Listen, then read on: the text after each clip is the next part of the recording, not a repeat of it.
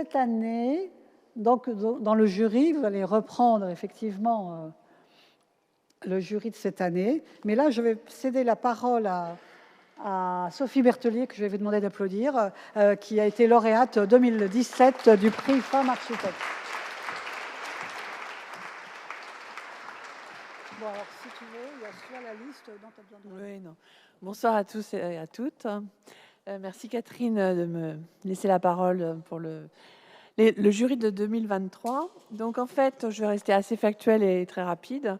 Et pour vous dire qu'on a examiné quand même 340 candidatures pour l'ensemble des 4 prix que l'on décerne chaque année.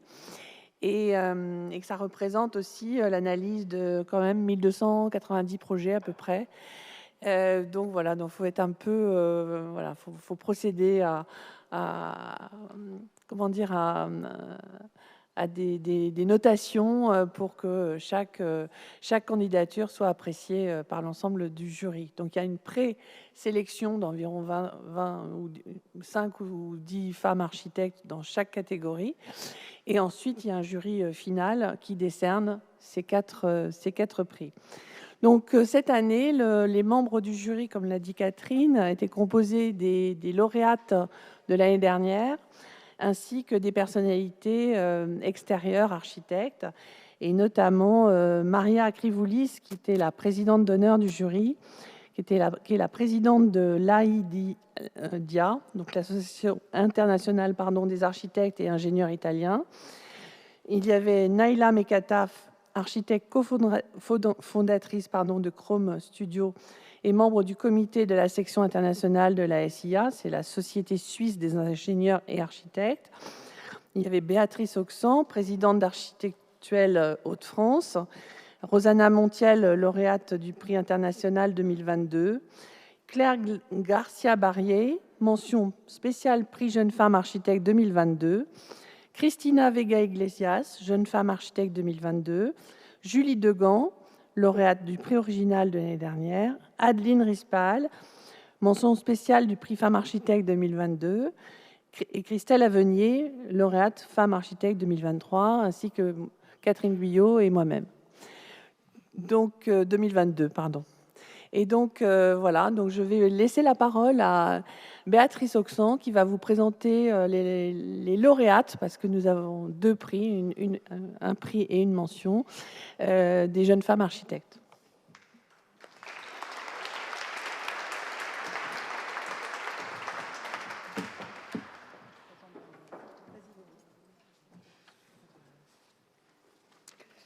Bonsoir. Donc, vous l'avez compris, que je suis membre du jury depuis 2013. D'abord au titre j'étais présidente du conseil régional de l'ordre des architectes Nord-Pas-de-Calais, première présidente femme à l'époque, et j'avais donc créé une commission pour réfléchir à l'égalité hommes-femmes en architecture, qui est devenue ensuite une association qui s'appelle Architectuelle Hauts-de-France. Donc, ce qu'on remarque, c'est il y a de plus en plus de femmes inscrites à l'ordre des architectes. Le travail fait par l'ordre dans Archigraphie le montre, mais il y a quand même encore un décalage entre le nombre d'étudiantes en architecture, de diplômées en architecture et de femmes inscrites. Ce qui veut dire que il y a un effort à faire, même par exemple quand on est en agence salarié, il est bien d'être quand même aussi inscrit à l'ordre pour une visibilité. Et en tout cas pour le prix Femmes Architectes, il faut être inscrit à l'ordre, c'est une des conditions, et il faut aussi déposer un dossier. Ça va de soi, mais il faut le faire, il faut déposer un dossier. Pour les jeunes femmes architectes, donc il y a des dossiers qui avaient été déposés dans cette catégorie qui éventuellement ont pu passer dans la catégorie suivante, puisque la barre étant à 40, et donc cette année il y a eu un certain nombre de dossiers qui sont passés d'une catégorie à l'autre. Pour les jeunes femmes architectes, donc il faut 3 projets minimum, projet réalisation, 5 maximum. Et je le dis chaque année, mais nous ne jugeons que sur ce qui a été déposé sur la plateforme. on ne va pas chercher d'autres documents, d'autres choses que ce qui a été déposé. Donc c'est très important de soigner les éléments déposés. Il faut évidemment aussi être auteur du projet, être inscrit, alors je le dis, mais aussi être auteur du projet, et avoir donc une qualité d'ensemble. Quand on dit l'ensemble, c'est son parcours. Il y a toujours un texte de biographie et de parcours, un texte par projet ou par réalisation, et puis des visuels, photos ou plans. Dans notre manière de regarder les dossiers, c'est vrai que l'ensemble est important. Être seule gérante en son nom propre, ça peut être un plus, mais c'est pas une condition sine qua non. Des valeurs actuelles autour du développement durable, des valeurs autour des démarches participatives sont toujours des choses qu'on regarde avec attention.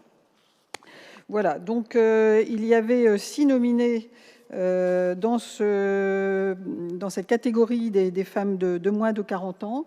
Je les cite, on est d'accord. Victoria Migliore, Camille Reiss, Marine Kant, Audrey Laverne, Emmanuelle Dechelette et Faustine Chéniaud-Tuile. Voilà, et nous avons fait des choix. La suite.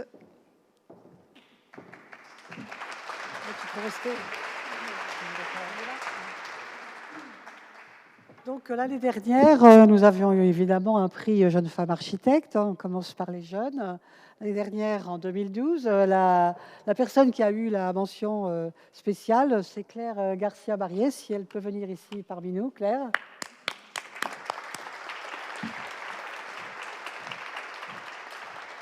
Donc, on va faire aussi venir, pendant qu'on y est, Madame Iglesias, non attends, on va attendre un peu.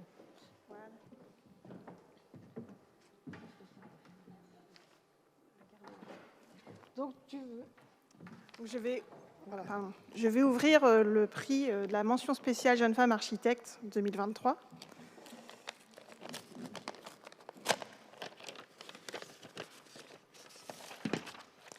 Et le prix est attribué à Emmanuelle Dechelette, que j'invite à venir nous rejoindre.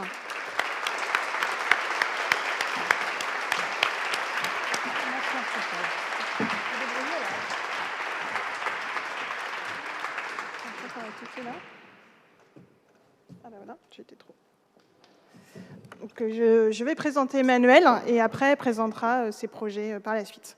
Donc, Emmanuelle a étudié à l'ENSA Paris Val-de-Seine. Elle obtient son diplôme du domaine d'études écologie dans l'atelier de Bernard Desmoulins.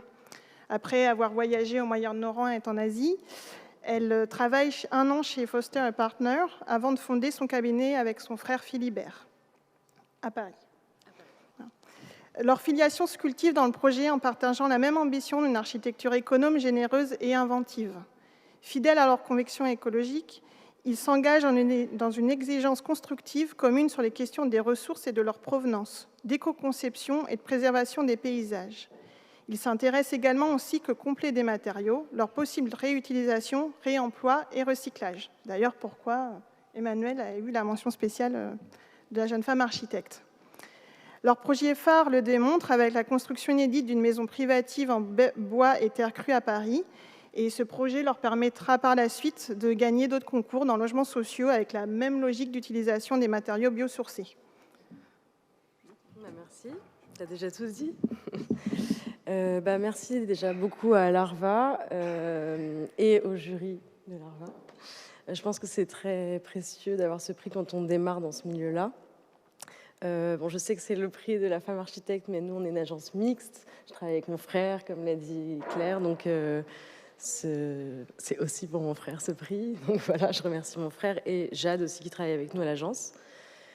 Voilà, et puis aussi, en fait, je remercie aussi l'artiste Sarah Valente qui nous a permis de faire ce premier projet qui a un peu lancé notre réflexion sur 2 sujets assez importants, donc le biosourcé, mais aussi travailler une esthétique soignée. C'est pas parce qu'on travaille avec des matériaux biosourcés qu'il faut oublier. C'est pas parce qu'on réfléchit à l'architecture uniquement par la matière qu'il faut oublier le soin au détail, le rapport à l'ornementation, etc.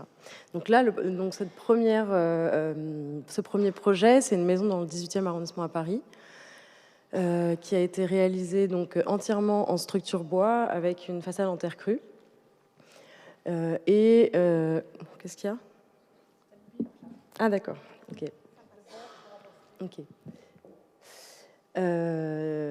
Donc c'est une façade ce qui est assez exceptionnel là, ici, c'est que c'est une façade qui a été faite en pisé à la main et sur place, donc par un artisan tout seul qui venait de Grenoble, donc là où il y a beaucoup de pisé en France.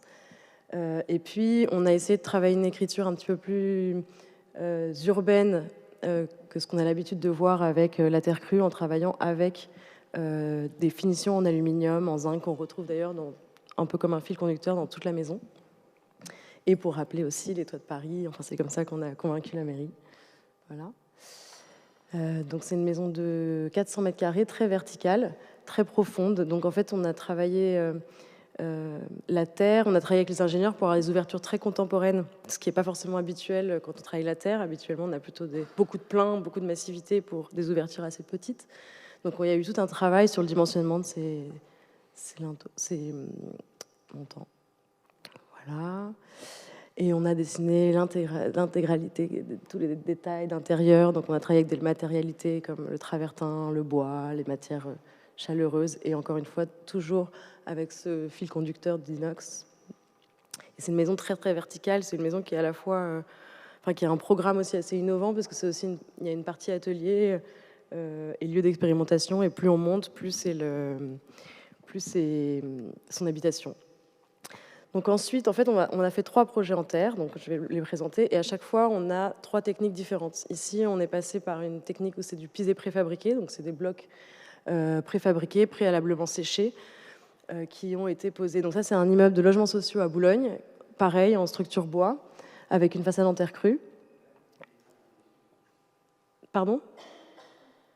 Bon. Et voilà, donc là, on a réussi à monter cette façade beaucoup plus rapidement que la première, où on devait attendre un mois de pause, un mois de séchage, un mois de pause, un mois de séchage. Parce que la première, c'était quasiment 6 mois. Là, on l'a posée en 1 mois. Voilà, donc on voit la façade. On s'est aussi libéré de pas mal de contraintes en faisant un soubassement en pierre massive par rapport au premier bâtiment. Parce que réservation électrique pour l'interphone, etc., mais aussi pour dégradation urbaine. Là, on est dans un site très différent. On est sur une place publique. La maison est dans une petite rue pavée de maison de ville, donc c'est pas du tout le même contexte. Voilà, on a travaillé des biais pour faire entrer la lumière du sud dans les appartements et essayer aussi de commencer à travailler un peu de mode et nature sur la terre, ce qui n'est pas évident parce qu'il faut la protéger toujours de la pluie, etc. Voilà, ça c'est les blocs, levage de blocs, pose de blocs. Voilà, un 3e projet. Donc ça c'est pas encore réalisé. Ça sera à Montévrain et c'est un pavillon aussi en terre. Donc il y a 3 logements dedans. Et la différence encore une fois, c'est que celui-là, c'est des murs encore plus épais puisqu'ils vont porter les plateaux, les planchers en bois.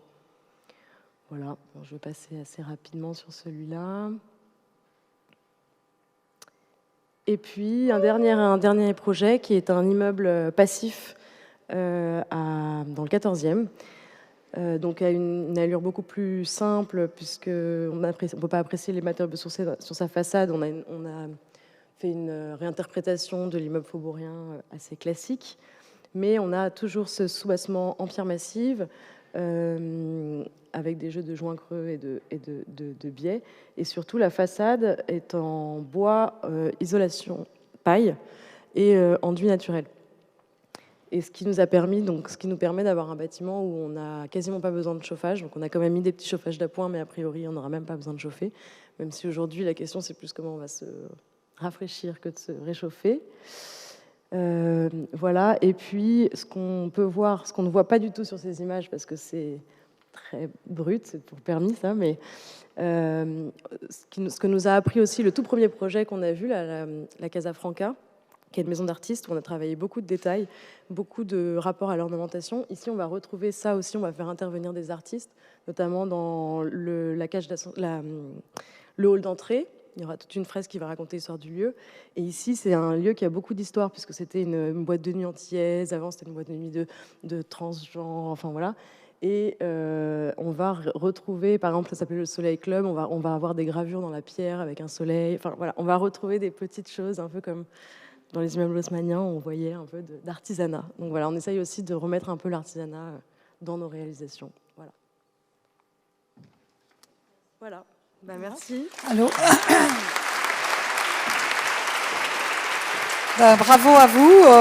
On a été séduits par, évidemment, tout l'aspect biosourcé des travaux, des matériaux que vous utilisez, puis la qualité des projets.